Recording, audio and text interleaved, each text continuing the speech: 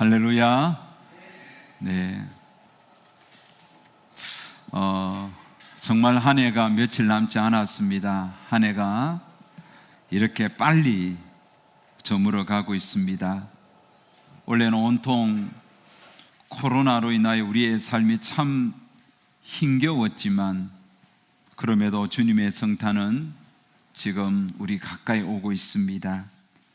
우리 교회도 이렇게 성탄 장식을 좀 더 보강했습니다. 오늘 이렇게 예배 자리에 오신 여러분 주의 이름으로 축복합니다.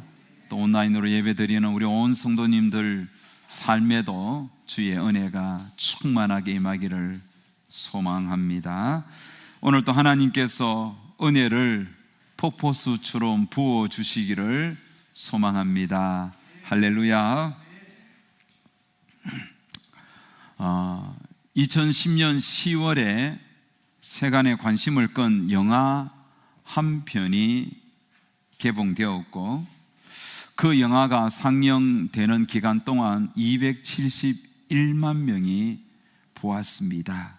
결코 적지 않은 관객이 그 영화를 보았고 그 영화를 보는 이들마다 눈시울을 붉히며 참 마음 아파했습니다. 혹시 여러분 이 영화의 제목이 뭔지 아세요? 이 영화는 바로 소원이라는 영화입니다.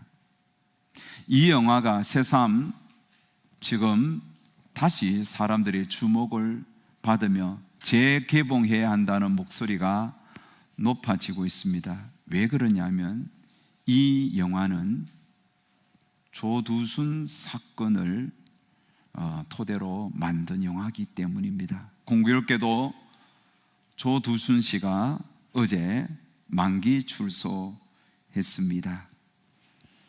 2008년도 온 국민을 충격에 빠뜨렸던 다령이 사건의 실제 가해자가 조두순 씨잖아요.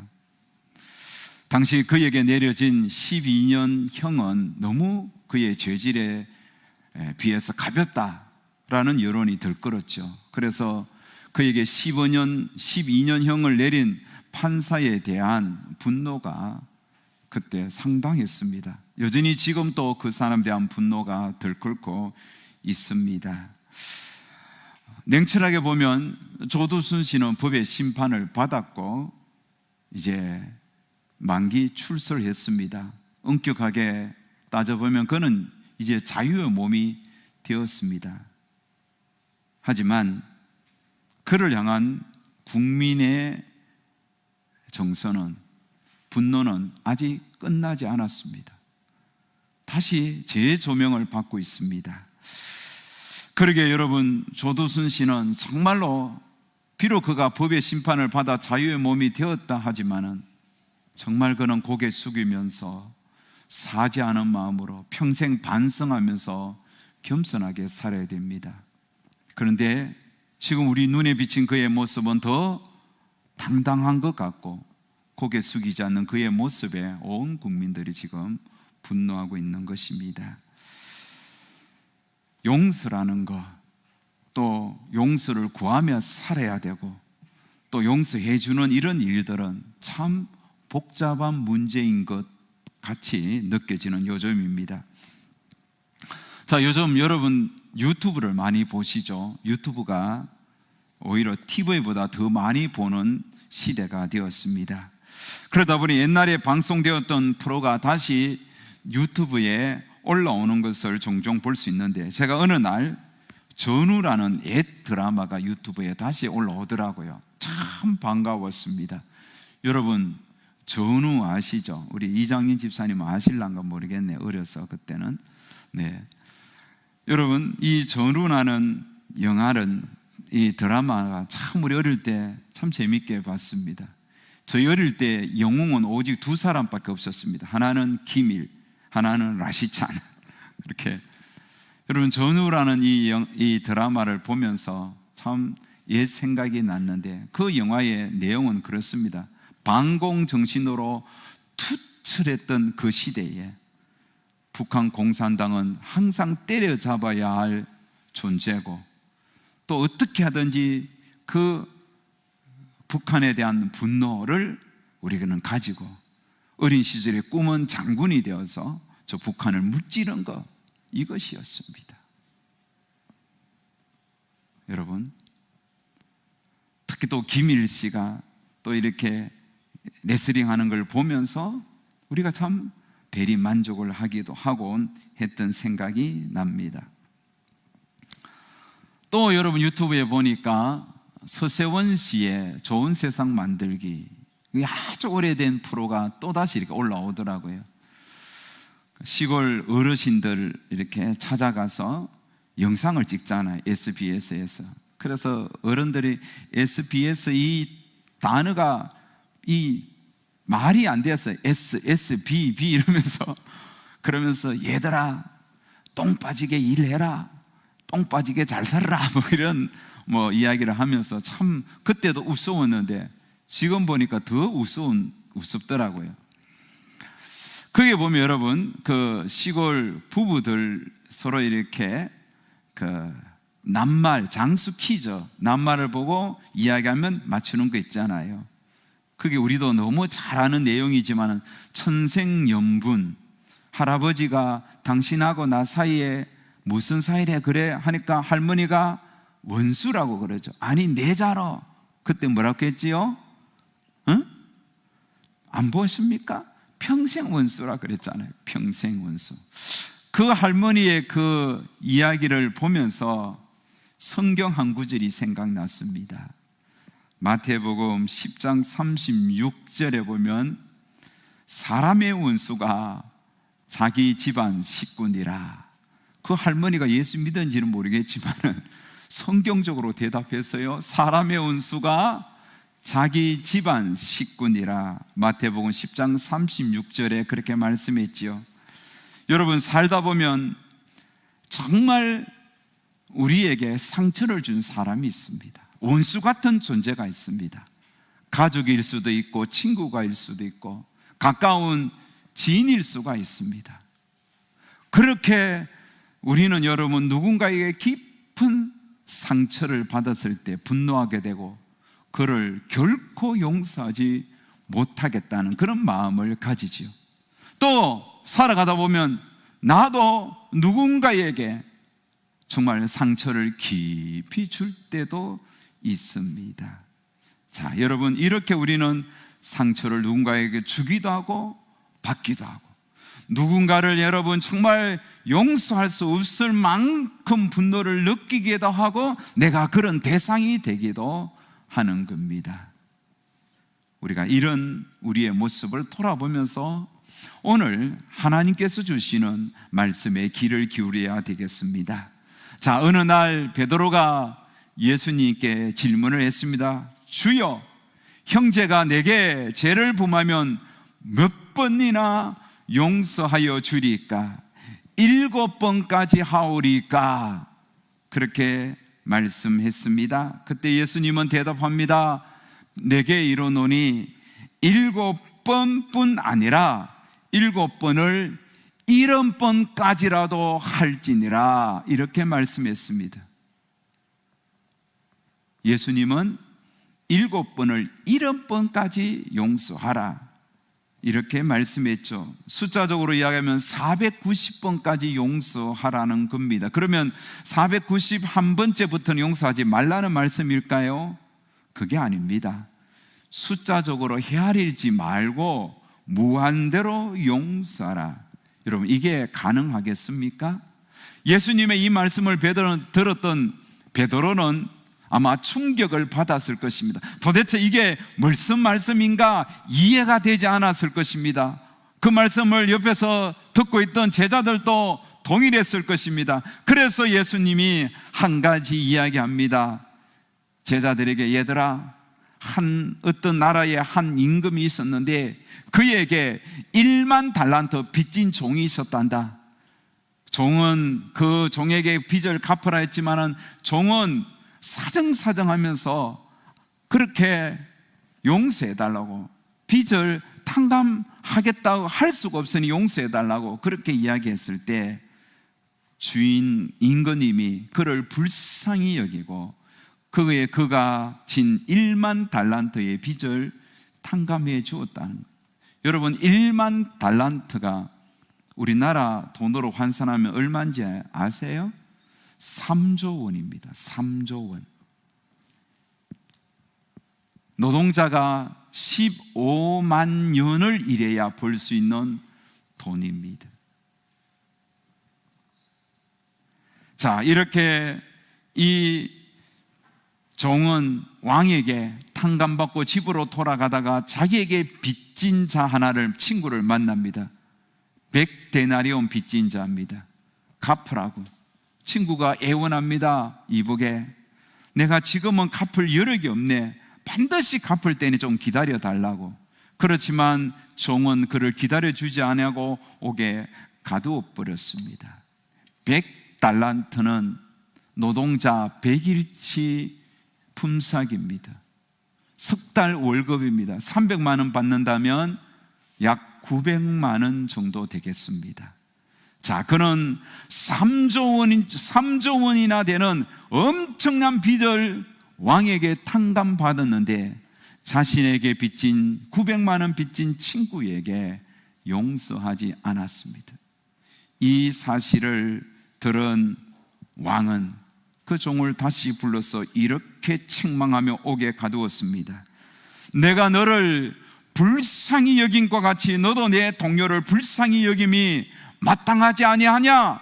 그리고 다시 말씀했습니다. 너희가 각각 마음으로부터 형제를 용서하지 아니하면 나의 하늘 아버지께서도 너희에게 이와 같이 하시리라. 사랑하는 여러분, 베드로와 제자들에게 예수님께서 이 이야기를 하신 말씀은 무엇이겠습니까? 용서하며 살아야 한다는 사실을 가르쳐 주는 겁니다. 예수님께서 주기도문을 제자들에게 가르쳐 주시면서도 이 기도를 하라고 하시잖아요. 우리가 우리에게 죄 지은 자를 사하여 준 것 같이 우리 죄를 용서하여 주옵소서. 우리 죄를 사하여 주옵시고. 우리가 여러분 이 기도를 얼마나 많이 합니까? 하나님 앞에 용서를 구하기 전에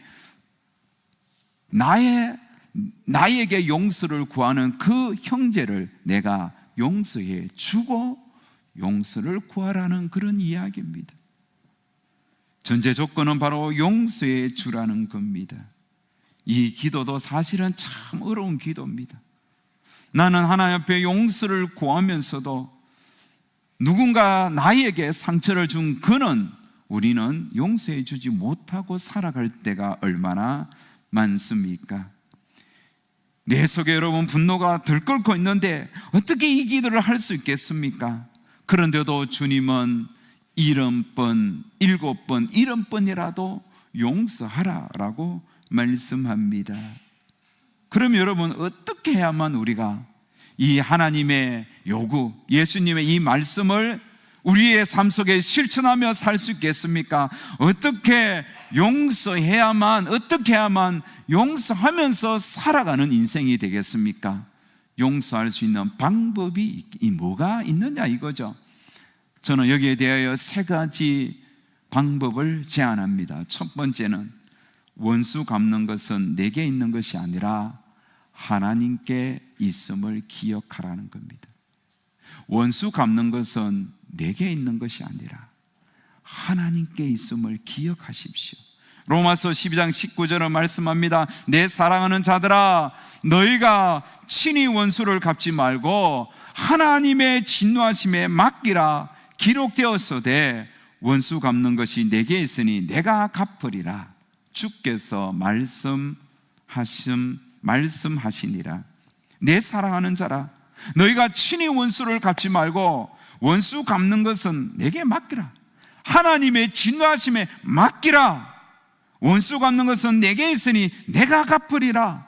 그렇게 주님이 말씀하셨습니다. 하나님께 갚으시겠다는, 하나님께서 갚으시겠다는 거예요. 하나님은 여러분 공의의 하나님이십니다. 내게 악을 행한 자를 내게 악을 행한 자를 하나님은 다 아십니다. 그래서 하나님께서 내 대신 갚아 주시겠다는 것입니다. 원수 갚는 것은 하나님께 맡기고 너는 다 다만 그 다음에 이어지는 말씀이 뭐냐면 내 원수가 줄이거든 먹이고 목마르거든 마시게 하라. 그리함으로 내가 숯불을 그 머리에 쌓아 놓으리라. 악에게 지지 말고 선으로 악을 이기라. 이렇게 말씀했습니다. 선으로 악을 이기라. 너가 악을 악으로 갚지 말고 선을 행함으로 악을 이기라. 이렇게 말씀합니다. 여러분, 용서라는 단어가 영어로 뭐죠? 예? 포기브니스죠. 용서는 포기브니스. 여러분, 포라는 것이 위하여 이런 것도 있겠지만 향하여 이런 것도 있잖아요. 향하여 하나님 앞에 올려드리라는 겁니다.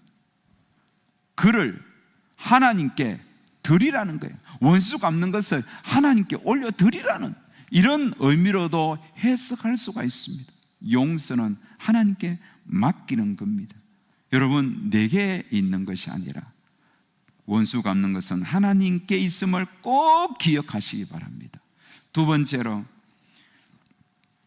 용서할 수 있는 방법은 뭐냐면 내가 하나님께 받은 용서의 크기를 항상 생각하는 겁니다. 내가 하나님께 받은 용서의 크기를 항상 생각하라는 겁니다. 1만 달란트와 100데나리온이 여러분 비교가 됩니까? 3조 원과 900만 원이 비교가 됩니까? 여러분, 아무리 힘쓰고 애써도 3조 원의 빚을 여러분이 갚을 수가 있겠습니까? 우리 아들 때, 우리 손자 내가 열심히 일해도 3조 원의 돈을 어떻게 갚을 수 있겠습니까? 이거는 불가능하다는 겁니다. 무슨 말씀입니까? 하나님께로부터 받은 우리가 받은 용서, 마땅히 지옥에 갈 수밖에 없는 그 죄 지은 우리, 지옥에 갈 수밖에 없는 그 죄를 하나님이 용서하셔서 천국 백성이 될 수 있도록 했던 이 놀라운 구속의 은혜는 3조 원 가치로도 헤아리기가 어렵다는 겁니다. 3조 원 아니라 여러분 300조가 된다 할지라도 이 은혜를 어떻게 갚을 수가 있겠습니까?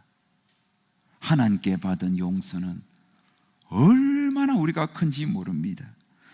하나님은 지옥에 갈 수밖에 없는 그 죄를 자신의 몸이 찢겨주시면서까지 자신의 목숨을 담보로 하여 우리를 용서해 주셨습니다. 여러분, 그러므로 하나님께 받은 이 용서의 크기를 항상 생각하면 누군가 나에게 잘못을 하고 내게 아픔을 준 그들을 우리는 주의 사랑으로 용서할 수 있는 것입니다. 그러면 여러분, 용서의 한계도 정하지 마시고 대상도 정하지 마시고 모든 이들을 무조건적으로 용서할 수 있는 그런 믿음을 가져야 할 것입니다. 지난 가을에 CTS에서 찬송가 제1회 찬송가 경연대회를 했습니다. 요즘 오디션 프로가 대세지 않습니까? 온 텔레비에 뽕짝 막 그렇게 가득할 때에 지난 가을에 CT에서 기독교 방송에서 찬송가 경연대회를 했습니다. 많은 사람들이 참여했는데 제가 그 영상을 보면서 내년에 우리 이장년 집사님하고 우리 최용호 집사님이 한번 출연해 봤으면, 도전해 봤으면 좋겠다, 그 생각했습니다. 그러면 거기에 보면 전공자들도 있고 비전공자들도 있는데 비전공자 한 분이 마지막까지 올라갔습니다. 참 찬송 잘하더라고요. 자, 거기에 보면 찬송을 부르는 사람들이 자신을 드러내기 위해서 온 것보다도 하나님께 받은 그 사랑이 너무 커서 찬송할 수 있다는 것에 감사하여 찬송을 부르면서 간증을 했습니다. 어떤 분이 이 찬송을 부르면서 울먹거리는 것을 제가 보았습니다. 그 찬송은 이 찬송입니다. 하늘을 두루마리 삼고 바다를 먹물 삼아도 한없는 하나님의 사랑 다 기록할 수 없겠네. 찬송가 304장 3절 가사 첫째 줄, 둘째 줄입니다. 여러분, 이분이 이런 이야기를 했어요. 찬송은 너무 시적이고 그러면서도 직설적이고, 그래서 찬송이 너무 마음에 와닿는다고, 너무너무 복음적이라고. 하나님께 받은 그 사랑의 크기, 하나님께 받은 그 용서의 사랑은 하늘을 두루마리 삼고 바다를 먹물 삼아 기록해도 다 기록할 수 없는 큰 용서라고 그의 이야기 속에서 나는 느낄 수가 있었습니다. 여러분, 우리가 모든 이들을 용서할 수 있는 방법은 내가 하나님께 받은 용서의 크기를 항상 생각하는 겁니다. 그리고 마지막 세 번째로, 원수에게 최고의 복수가 용서임을 기억하십시오. 원수에게 최고로 복수하는 것은 그를 용서하는 것임을 여러분 기억하라는 겁니다. 오랫동안 미제 사건으로 남겨져 있었던 화성 연쇄 살인 사건 범인이 원래 드디어 잡혔습니다. 여러분, 그 범인이 누구였죠? 이름 아세요? 이춘재입니다. 이춘재를 잡고 보니 그가 30년 전에 일으킨 그 사건들이 어마무시했습니다. 살인사건 14건, 성폭행 사건 34건을 그는 스스로 자백했습니다. 자, 이춘재를 잡고 그의 자백을 듣고 보니 억울하게 누명을 뒤집으시고 옥에서 20년간 정말 옥살이했던 한 사람이 주목을 받기 시작했습니다. 그 사람이 누구냐면 윤석여 씨죠. 화성 연쇄 살인 사건 제8자의 진범으로 몰려서 그는 20년 동안 옥살이를 했습니다. 이춘재 씨가 그 사건도 자기가 했다고 자백을 하자, 이 사건에 참 억울한 누명을 쓰고 옥살이했던 윤석여 씨는 다시 자신의 그 억울한 누명을 벗겨달라고 연쇄 살인 사건 제8차 그 사건의 재심을 청구했습니다. 그리고 일주일 뒤에 검찰로부터 무죄를 구형받았습니다. 아직 이 재판부에서 최종 결정은 내리지 않았지만 검찰은 그에게 무죄를 구형하면서 과거에 그에게 정말 죄를 뒤집어 씌웠던 그 검찰의 죄를 2번이나 고개 숙여 사과를 했습니다. 윤석여 씨는 여러 언론에서 이렇게 말을 했습니다. 당시 이 수사관들이 자신을 잠을 재우지 않았다고, 정말 3일 동안 잠을 재우지 않았기 때문에 3일 동안 잠자지 않은 상태에서 무슨 이야기를 하는지 자기를 알 수가 없었다고. 여러분, 강제 자백을 받아낸 것이죠. 그리고 그에게 채모를 7번이나 뽑아달라고 해서 뽑아주었더니 그게 사건 현장에서 발견한 이 진범의 채모가 당신 거와 똑같지 않냐고 이러면서 죄를 뒤집어 씌웠다는 거예요. 처음에는 죽을 것 같아서, 너무너무 매를 때려서 죽을 것 같아서 자백했는데 나중에는 이렇게 죽거나 저렇게 죽거나 똑같은 심정으로 자기에는 무죄를 끊임없이 주장했다는 거예요. 자, 그런데 참 윤석여 씨가 놀라운 이야기를 했습니다. 당시 자신을 굿하고 잠을 재우지 않았던 그 수사관들과 경찰관들을 향하여 그는 짧지만 단호하게 이렇게 말을 했습니다. 용서해 드리고 싶습니다. 변호인이 물었습니다. 용서하는 이유가 무엇입니까? 왜냐하면 이 경찰들의 잘못된 수사로 당신은 20년 동안 억울한 옥살이 하지 않았습니까? 윤석여 씨는 대답했습니다. 제가 아무리 20년 옥살이 했다 하더라도 성경에는 용서라는 단어가 항상 나옵니다.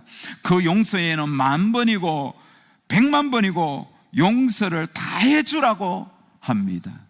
그래서 나는 그를 용서합니다.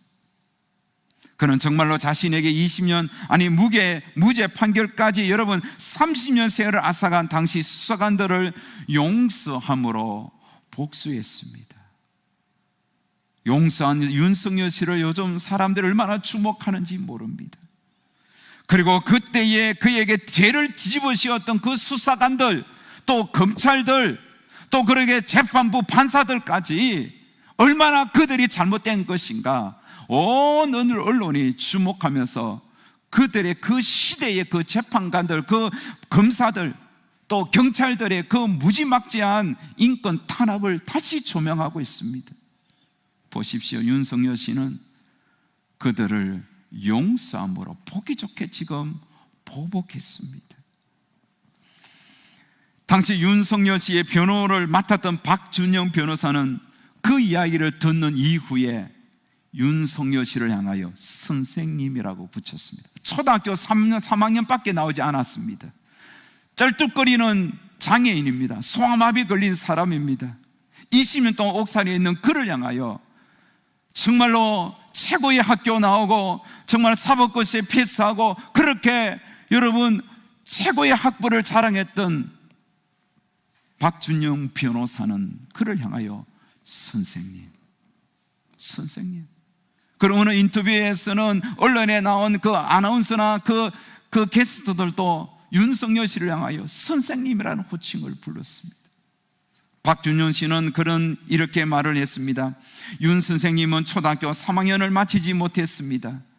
지금 우리를 대립과 갈등으로 몰고 가고 있는 권력자들만큼 그는 배우지 못했습니다. 하지만 주어진 혹독한 운명을 바탕에 깔고 있는 그의 깨달음은 바로 용서였습니다.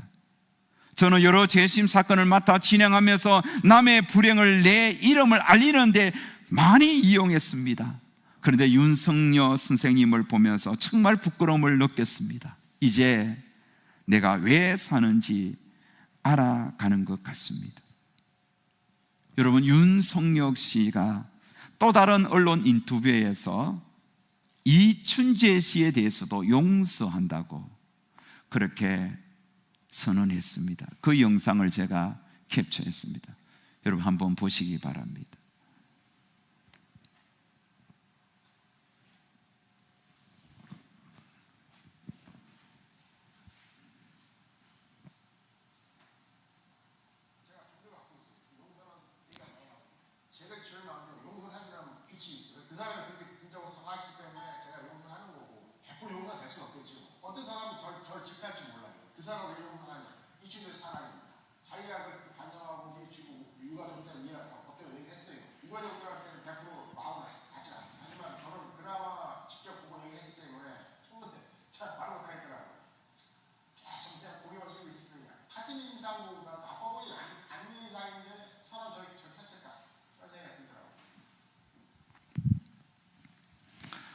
사랑하는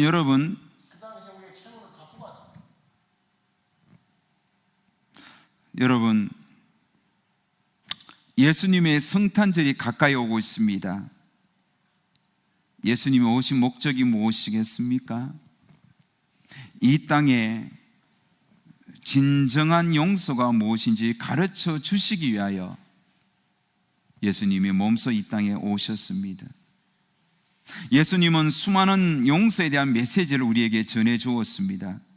그리고 자신이 말씀하신 대로 자신을 향하여 침을 뱉고 창으로 찌르며 온갖 모욕과 멸시를 하는 모든 원수들을 용서해 주었습니다. 예수님의 말씀이 여러분 생생하게 들리지 않습니까? 너희가 사람의 잘못을 용서하지 아니하면 너희 아버지께서도 너희 잘못을 용서하지 아니하시리라. 코로나로 성탄절 의미마저 희미해져가는 이때에 우리의 모든 죄를 용서하기 위해서 오신 예수님을 깊이 묵상하고 저와 여러분들도 누군가 나에게 아픔을 주고 상처를 주고 분노를 일으켰던 그들을 향하여 예수님의 사랑 본받아 용서하는 삶을 삽시다. 뿐만 아니라 여러분, 우리가 누군가에게 죄를 지었거나 누군가에게 상처를 주었다면 마땅히 찾아가서 용서를 구하는 삶을 사셔야 됩니다. 우리는 용서를 구하면서 용서해 주는 이런 삶이 그리스도인의 삶입니다. 그렇게 살아야 하는 것이 예수님의 성탄의 의미를 깨닫는 자의 삶입니다. 바라옵기는 이렇게 용서 구하며 용서해 주며 모든 이들을 주의 사랑으로 품고 기도하며 살아가는 우리 온 성도님들 되시기를 주의 이름으로 축복합니다. 우리 다 같이